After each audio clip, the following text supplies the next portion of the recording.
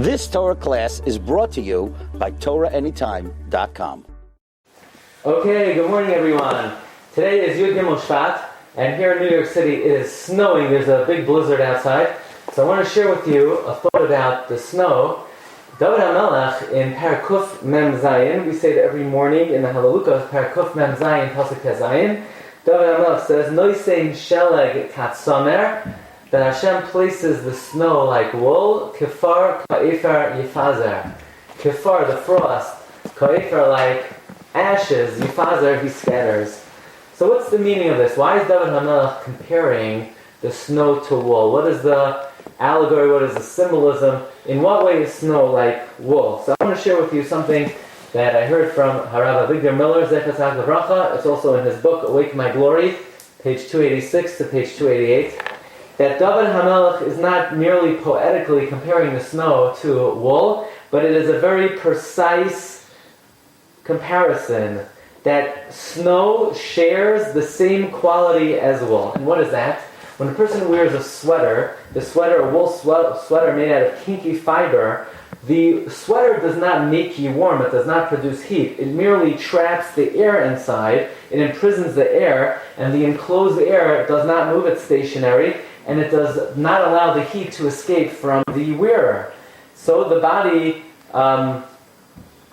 is what creates the heat. The body creates the heat, and the wool, the sweater, traps the heat and prevents it from dissipating. Well, when David HaMelech saw the snow, he understood the snow in the same way. You see, the snow is shaped in such that it falls upon, each snowflake falls upon each other in a way that it traps the air inside. What does the snow do? It acts as an insulator. It acts as a sweater for the earth, and it insulates and it keeps warm all the denizens, all the earthworms, all the bacteria. Actually, in one spoonful of soil, there are more microorganisms than people in greater New York.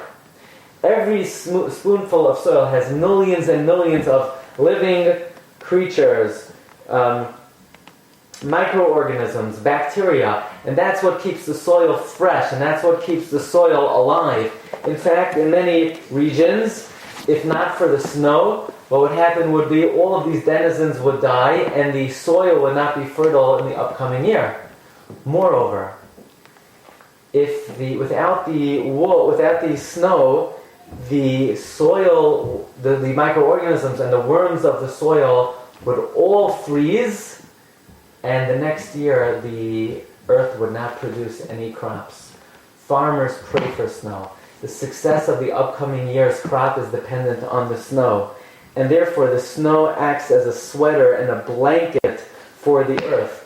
All of the creatures, many of them bury and they dig holes in the ground, and they're able to survive under the ground because the snow provides them with a warm environment. Moreover, in many areas in the world, the water pipes would freeze over if not for 4 or 5 feet of snow that accumulate in the winter that act as a sweater and keep the water pipes from freezing. So when David HaMelech says, Noisein Sheleg Katsomer, he didn't mean this merely poetically, but it was a precise analogy that the snow literally acts as a blanket, a woolly blanket. That was the first point that David HaMelech was referring to. But when David HaMelech compares snow to wool, he has something else in mind also, and that is the color of wool. Wool is white. You know, snow could easily have been blue-green, like crystals of copper sulfate when water is added. But the white color of snow has a very specific function, and that is white repels the sun.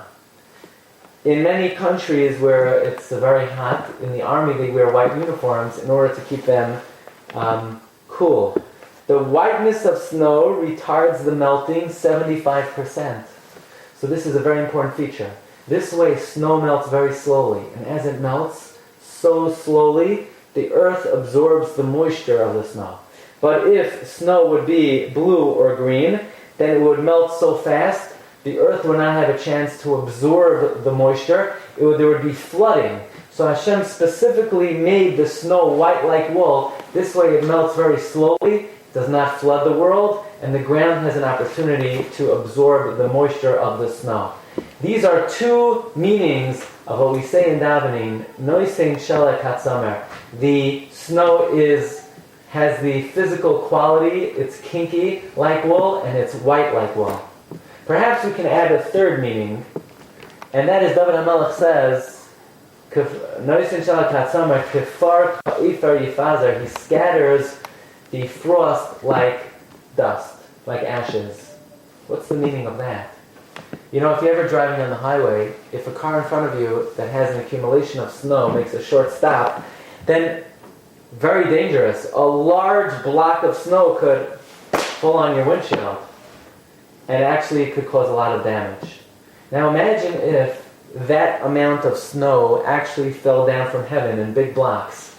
It would make craters in the earth. It could make holes in people's roofs.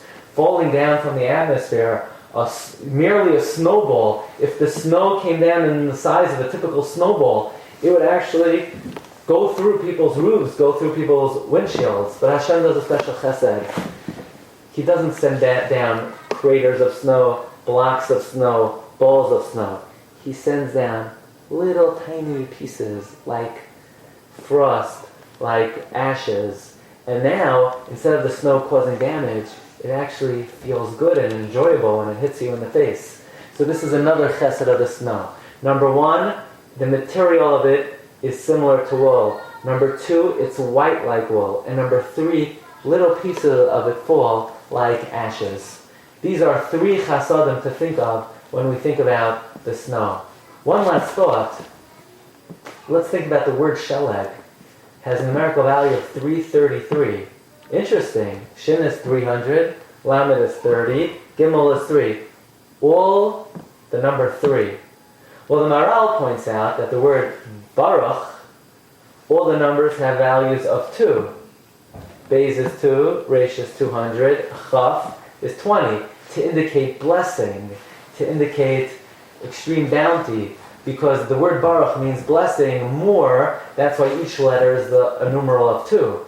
Well, in that context, why do you think, and this is a question for the audience out there, why do you think the word sheleg, all the numerals are values of 3, 333? Something for you to think about. Perhaps sheleg is one of the greatest blessings in this world. There's a concept that the Kisei HaKavod has an element of sheleg to it. But at least for our purposes, maybe someone out there. Now, I want to just thank my son Meir, brought home a book from Yeshiva, that actually, if you look at the snowflake, every element of a snowflake is numerals of 6. So every snowflake actually has 6 branches, and each branch actually has 6 designs to it. Maybe somehow the number 3 is connected to the form and the image of the snowflake. But for now, I'll let you think about why the word sheleg is 333. But for now, we could use it as a mnemonic device to help us remember the 3 chasadim of snow. It's kinky like wool, it's white like wool, and it's soft like the pieces of the ashes. And now when we say in davening every morning, Noisein Shelek Hatzamer Kafar Ka'ifar Yifazer, we could begin to think of some of the meanings that David HaMelech surely had in mind. I wish everybody a wonderful day. Bracha v'hatzlacha. You've just experienced another Torah class brought to you by TorahAnytime.com.